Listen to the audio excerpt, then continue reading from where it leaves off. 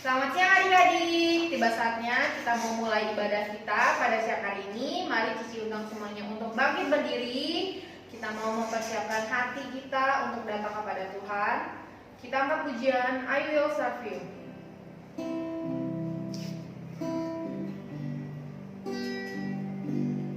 I will serve you because I love you.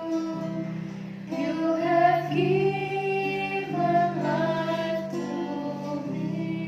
I was nothing. I was nothing until you found me. You have given life to me. Heart edge. Heartless, broken people, ruined life are why you died on Calvary. Your touch is what I long for. You have given life to I will serve you because I love you. I will serve you because I love you. You have given life to me. I was nothing.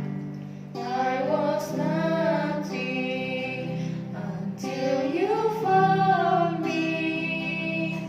You have given life to me.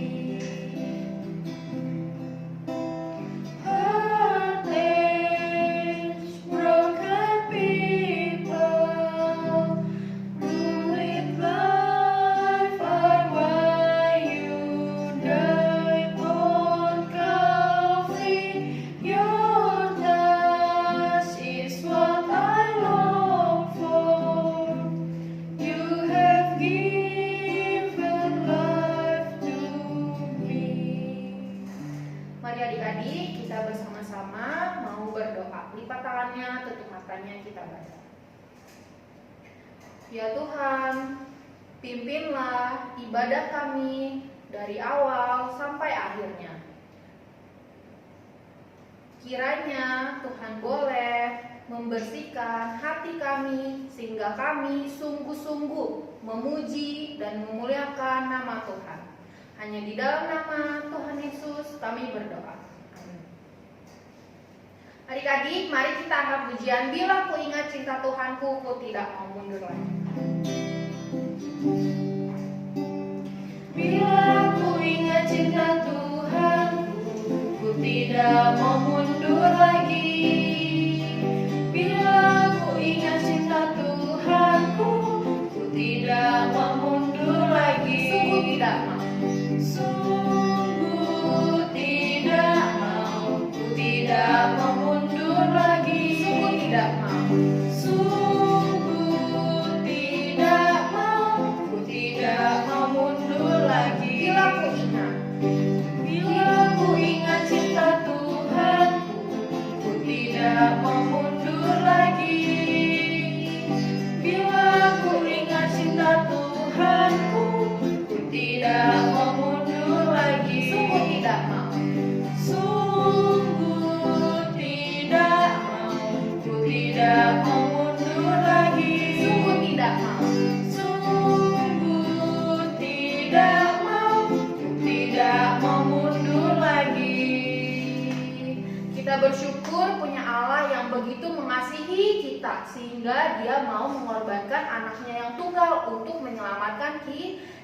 Mari kita angkat pujian Jesus love me yes I know, for the Bible tells me so.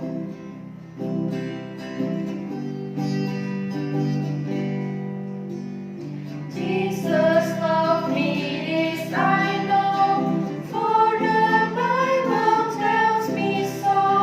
Little ones to Him belong.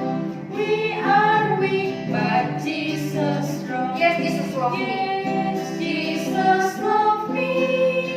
Yes, Jesus loved me. Yes, Jesus loved me. The Bible tells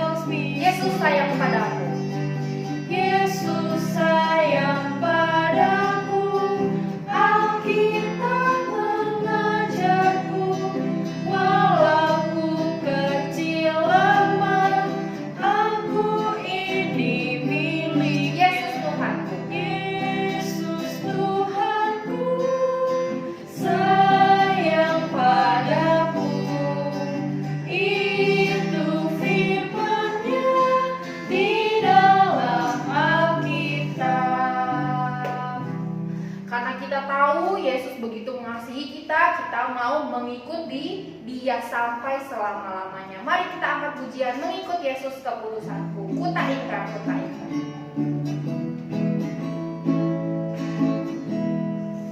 Mengikut Yesus keputusanku, mengikut Yesus keputusanku, mengikut Yesus keputusanku.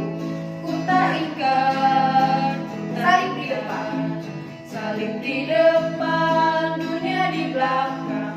Salib di depan, dunia di belakang. Salib di depan, dunia di belakang. Selamanya, selamanya. Tiba saatnya kita mau memberikan yang terbaik untuk Tuhan.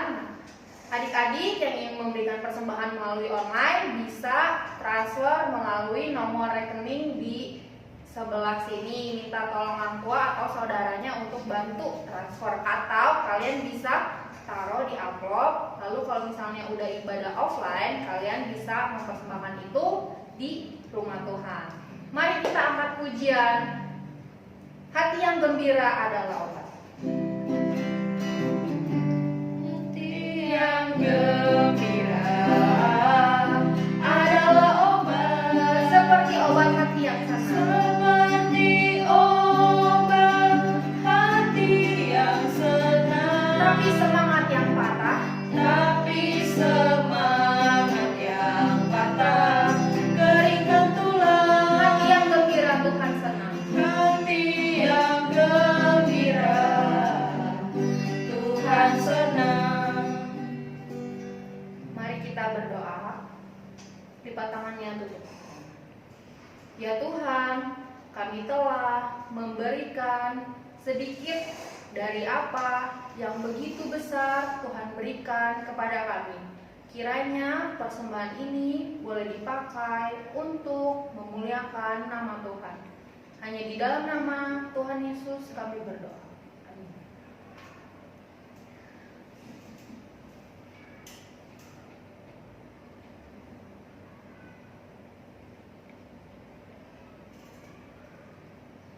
Adik-adik, Cici punya pengumuman. Jangan lupa setiap hari Kamis kita ada persekutuan anak jam 6 sore. Jangan lupa nanti kalau Cici pokoknya udah share link di grup sekolah minggu, kalian boleh klik di situ, ada kelas kecil dan kelas besarnya. Jadi setiap hari Kamis jam 6 sore silakan beribadah, jangan lupa ya. Oke, tiba saatnya kita mau mendengarkan firman Tuhan. Kita angkat pujian, aku siap Tuhanku.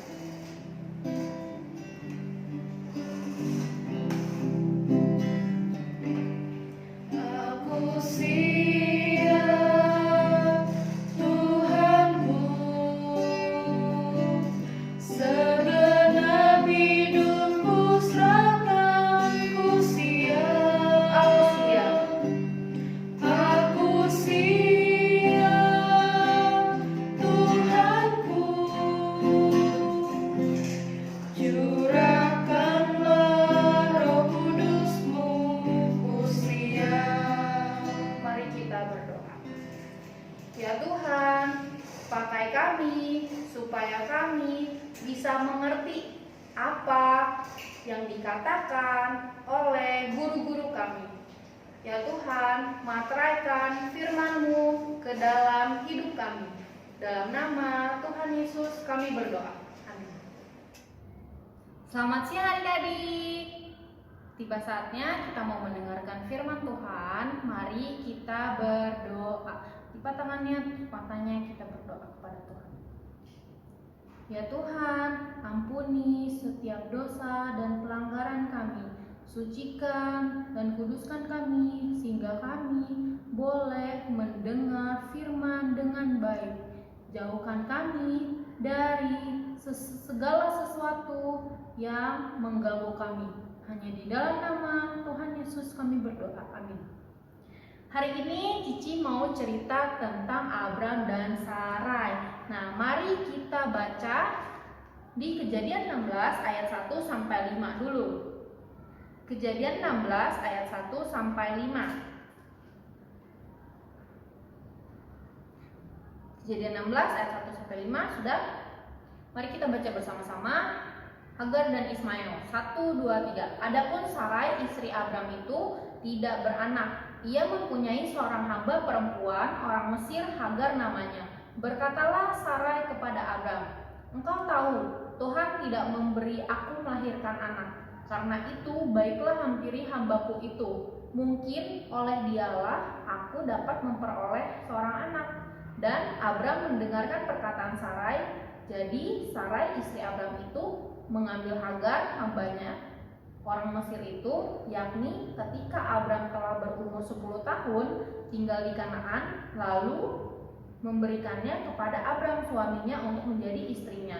Abram menghampiri Hagar, lalu mengandunglah perempuan itu. Ketika Hagar tahu bahwa ia mengandung, maka ia memandang rendah akan nyonya itu. Lalu berkatalah Sarai kepada Abram, "Penghinaan yang kuderita ini adalah tanggung jawabmu. Akulah yang memberikan hambaku ke pangkuanmu." Tetapi baru saja ia tahu bahwa ia mengandung, ia memandang rendah akan aku. Tuhan kiranya yang menjadi hakim antara aku dan engkau. Nah, di sini kita melihat ada sepasang suami istri namanya Abram dan Sarai. Yang mereka sepasang suami istri sudah menikah sangat lama ya, sudah bertahun-tahun menikah tapi nggak kunjung memiliki anak. Padahal Tuhan telah berfirman kepada Abram kalau Allah akan memberikan Abram keturunan. Tapi kok sepertinya janji Allah dengan keadaan yang ada, janji Allah dengan kenyataan yang ada pada waktu itu tidak berbanding lurus, tidak sejalan ya. Allah bilang akan memiliki keturunan yang banyak, tapi sampai sekarang mempunyai satu anak pun belum. Akhirnya Abram dan Sarah berpikir, oh mungkin anak yang akan diturunkan oleh Tuhan melalui hambaku ini, melalui hambaku Hagar. Ayo silahkan Abram dan Hagar menikah supaya mempunyai anak ya, dengan harapan bahwa anak yang dijanjikan oleh Allah itu dari Hagar ya, bisa keluar dari Hagar. Padahal benar atau salah? Salah ya, tidak benar. Allah berjanji untuk memberikan syarat anak, memberikan syarat keturunan, bukan berjanji memberikan Hagar ya. Tapi Abram dan Sarah seolah-olah ingin membantu mempercepat penggenapan janji Allah menurut waktunya Abram dan Sarah ya. Nah, ketika manusia lemah, ketika manusia mulai kalah dalam imannya, manusia akan berpikir menggunakan akal dan pikiran mereka sendiri yang mereka anggap tuh benar, padahal belum tentu itu benar di mata Tuhan. Ya, mereka akan melakukan hal-hal yang dianggap manusia benar, padahal belum tentu benar di mata Tuhan. Akhirnya Abram dan Hagar menikah. Lalu punya anak gak? Punya anak, namanya Ismail. Tapi Ismail bukan anak yang dijanjikan oleh Tuhan itu ya. Tetapi Allah tetap memberkati Ismail. Nah, lalu waktu Abram berumur 90 tahun, Allah menghampiri Abraham ya. Allah berfirman kepada Abraham. Berfirman tentang apa? Kalau nama Abram akan diganti menjadi Abraham.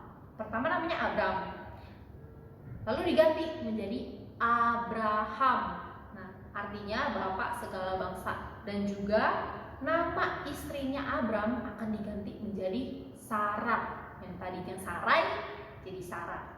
Yang tadinya Abram jadi Abraham, bapak segala bangsa. Nah, lalu Tuhan juga menekankan lagi kepada Abram bahwa si Sarah ini akan melahirkan seorang anak. Allah menekankan kembali. Lalu Allah juga menekankan tentang sunat. Jadi setiap orang yang mengikuti Abram yang berjenis kelamin laki-laki harus disunat, minimal berumur 8 hari, harus dikerat kulit katanya. Emang kenapa? Dengan sunat, kok harus disunat ya? Karena sunat melambangkan suatu perjanjian antara Allah dan manusia, antara Allah dengan umatnya, dan juga menjadi pengingat kalau umatnya ini memiliki komitmen yang penuh kepada Allah. Nah, jadi Abraham taat nggak? Abraham taat. Nah, sekarang namanya Abraham ya. Jadi Abraham taat nggak? Abraham taat.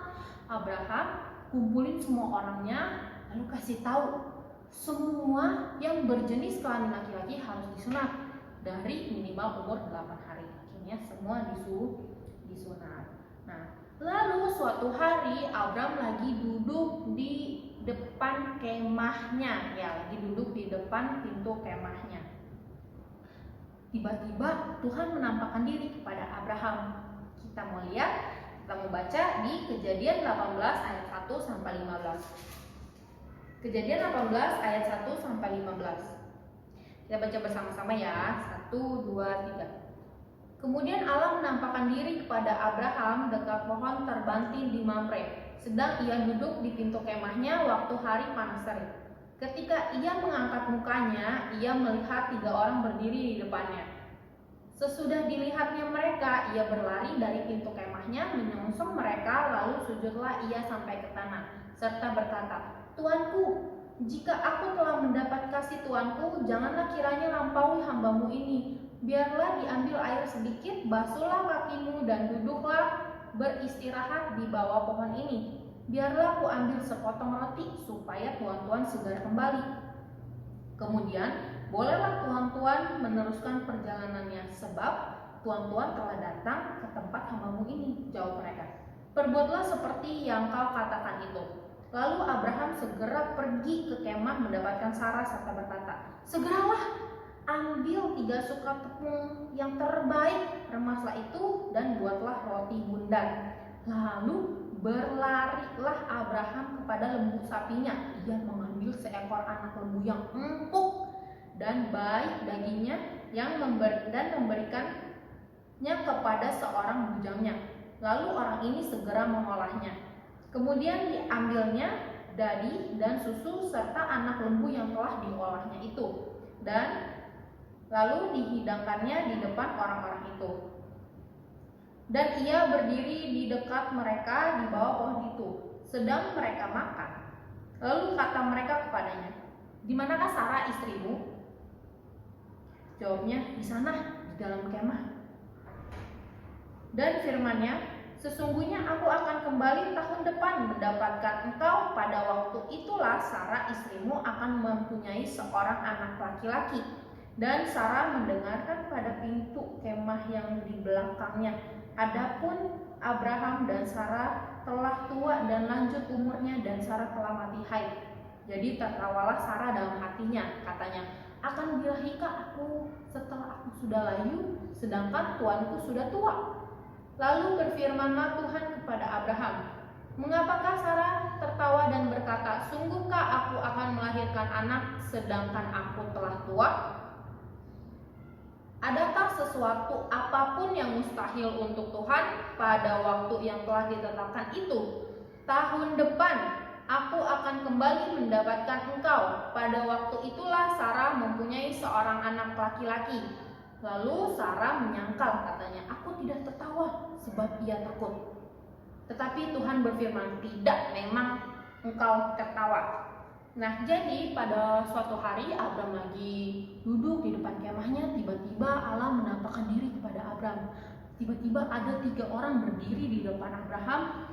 Lalu waktu Abraham duduk, dia nengok ke atas, ada 3 orang berdiri di depan Abraham. Abraham langsung tersungkur sujud sampai ke tanah. Lalu Abraham mengajak semua orang-orang itu masuk, "Ayo sini masuk, beristirahat. Sembari beristirahat, ini saya mau siapkan makanan dulu ya untuk kalian." Akhirnya Abraham cepat-cepat siapin makanan untuk tamu-tamunya ini. Ya, Abraham menyuguhkan tamu-tamunya ini makanan-makanan yang terbaik, bukan makanan yang asal ada di sana lalu dikasih, enggak, tapi benar-benar dipilih lembu yang terbaik, dagingnya yang baik, lalu langsung diolah, masih seger ya, lalu dikasih ke tamu-tamunya ini. Abraham ternyata sangat sopan, dia melakukan adat istiadat orang timur dengan baik. Lalu waktu mereka dijamu makan, Tuhan berfirman dengan jelas sekali lagi, Abraham, Sarah istrimu akan melahirkan seorang anak. Dan sekarang bukan cuma akan melahirkan seorang anak aja, Tuhan telah menentukan waktunya. Kapan waktunya? Tahun depan. Tuhan bilang, tahun depan Sarah akan memiliki seorang anak. Waktu Sarah dengar dari belakang, Sarah ketawa. Kenapa ketawa? Karena Sarah berpikir dia sudah sangat tua. Pada waktu itu Sarah sudah berumur 90 tahun dan Abraham sudah berumur 100 tahun. Ya, untuk jadi ayah itu juga belum tentu bisa karena sudah tua, sudah lanjut umurnya. Dan Sarah juga sudah tidak menstruasi lagi, sudah mati haid. Makanya Sarah meragukan, apa benar kita akan punya anak? Sarah meragukan itu. Tapi ada yang mustahil gak bagi Tuhan? Tidak ada yang mustahil bagi Tuhan. Ya, kita mau buka di Lukas 1 ayat 37. Lukas 1 ayat 37. 1, 2, 3. Sebab bagi Allah tidak ada yang mustahil. Sekali lagi, Lukas 1 ayat 37. Sebab bagi Allah tidak ada yang mustahil. Walaupun kelihatannya sepertinya tidak masuk akal, sangat menentang hukum alam, tetapi bagi Allah tidak ada yang mustahil. Walaupun tidak mungkin bagi manusia, tetapi Allah bisa membuat semuanya itu menjadi mungkin. Lalu setelah itu, setahun kemudian, sesuai dengan janji Allah, Sarah melahirkan gak? Sarah melahirkan seorang anak laki-laki, namanya Ishak. Namanya siapa? Ishak, ya. Namanya Ishak. Wah, Sarah melahirkan seorang anak laki-laki di umur Sarah yang sudah tua. Mamanya umur 90, papanya umur 100 tahun. Ya, pada saat itulah Ishak lahir. Pada waktu Ishak lahir, itu adalah bayang-bayang penggenapan janji Tuhan yang paling utama. Yaitu apa? Yaitu Allah berjanji akan mengutus sang juru selamat. Adanya kelahiran Yesus Kristus. Nah, waktu Ishak lahir itu adalah sebuah keajaiban, ya, sebuah mukjizat. Sepertinya tidak mungkin bagi manusia, tapi Allah membuat semuanya itu jadi. Allah membuat semuanya itu Allah membuat semuanya itu jadi. Ya. Tidak ada yang mustahil bagi Tuhan. Masih ingat Abram menikah dengan Hagar? Hagar memiliki anak, namanya siapa tadi? Awal-awal Cici cerita? Ismail. Hagar memiliki anak Ismail. Waktu Ismail lahir, 13 tahun kemudian baru Ishak lahir. Jadi kebayangkan lamanya Abraham dan Ishak menunggu kelahiran anaknya, ya. 13 tahun setelah Ismail lahir baru Ishak lahir. Nah, udah menunggu lama, belasan tahun. Lalu udah dirawat, tiba-tiba Allah meminta anak itu kembali. Allah meminta supaya anak itu dikorbankan untuk Tuhan. Waduh. Pertama Allah bilang Allah akan memberikan keturunan Abraham yang sangat banyak. Tapi kok baru punya anak satu udah diminta lagi sama Tuhan? Kira-kira masuk akal gak? Enggak ya. Tapi Abraham tidak berpikir panjang. Abraham taat kepada Tuhan. Abraham apa? T-A-T. Abraham taat. Dia ajak Ishak untuk naik ke gunung. mau dipersembahkan kepada Tuhan. Ishak diajak naik ke atas. Tapi benar gak waktu sampai di atas Ishak yang dikorbankan? Enggak ya. Tuhan tidak menjadikan Ishak sebagai korban persembahan, tetapi Tuhan sudah menyiapkan korban persembahannya sendiri, yaitu domba. Ya, di situ Tuhan melihat ketaatan dan iman Abraham yang begitu besar kepada Allah. Waktu Abraham taat kepada Allah, Abraham bukan taat karena dia tahu apa maksud Allah. Abraham tidak mengerti 100% maksud Allah itu apa, tapi dia taat. Kenapa bisa taat walaupun tidak mengerti? Karena Abraham percaya kepada Allah. Abraham percaya kepada Allah, makanya dia bisa taat. Abraham taat bukan karena dia tahu 100% maksud Allah, karena dia percaya kepada Allah.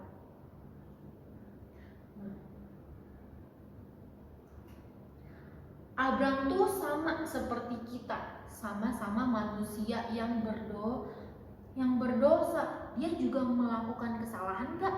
Abraham juga pernah melakukan kesalahan, sama seperti kita juga pernah melakukan kesalahan. Ingat waktu Abraham berbohong kepada Firaun kalau Sarah ini adalah saudaranya, yang membuat Tuhan marah? Itu kesalahan yang dilakukan Abraham. Lalu waktu Abraham menikah dengan Hagar, itu juga kesalahan. Ya, Abraham manusia biasa yang bisa melakukan kesalahan sama seperti kita, tapi dia percaya kepada Allah. Ya, dia percaya kepada Allah. Allah telah berjanji kepada kita sama seperti Allah telah berjanji kepada Abraham. Allah berjanji kepada kita juga. Berjanji apa? Berjanji akan mengasihi kita, akan memelihara kita, dan akan membawa kita sampai kepada surga, tinggal bersama-sama dengan Tuhan. Waktu Abraham mendapatkan janji Tuhan, apa yang Abraham lakukan? Waktu Allah berjanji sama Abraham, apa yang dilakukan Abraham?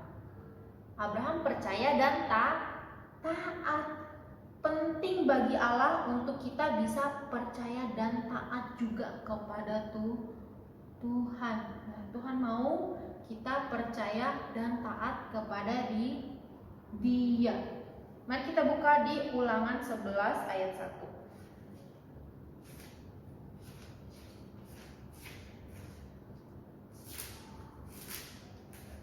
Ulangan 11 ayat 1. Kita baca bersama-sama. 1, 2, 3. Haruslah engkau mengasihi Tuhan Allahmu dan melakukan dengan setia kewajibanmu terhadap Dia dengan senantiasa berpegang pada segala ketetapannya, peraturannya, dan perintahnya. Kita baca sekali lagi bersama-sama. Ulangan 11 ayat 1. 1, 2, 3. Haruslah engkau mengasihi Tuhan Allahmu dan melakukan dengan setia kewajibanmu terhadap Dia dengan senantiasa berpegang pada segala ketetapannya, peraturannya, dan perintahnya. Jadi kita harus senantiasa taat kepada Tuhan, percaya dan taat kepada Tuhan. Ini Ulangan 11 ayat 1 adalah ayat hafalan bagi kalian. Jadi nanti kalian hafalkan dan kirim video kepada guru-guru kalian ya. Bisa minta tolong orang tua atau saudara. Kalian menghafalkan Ulangan 11 ayat 1. Mari kita berdoa. Ya Tuhan, kami mengucap syukur karena Tuhan memberikan kami, mengingatkan kami kembali kalau kami harus terus senantiasa percaya kepada Allah. Walaupun terkadang kami tidak mengerti apa maksud Allah memberikan kami jalan hidup yang sekarang ini, tapi kami minta kepada Tuhan supaya Tuhan bisa membuat kami terus percaya dan taat kepada perintah Tuhan. Walaupun kami belum mengerti apa maksud Tuhan, tetapi kiranya kami boleh mempunyai iman yang kokoh seperti iman Abraham kepada Tuhan. Ya Tuhan, tolong kami tidak mampu sama sekali untuk setia kepada Tuhan, tapi kiranya Tuhan mau mengasihani kami, memberikan kami hati untuk setia dan taat. Dalam nama Tuhan Yesus kami berdoa, amin.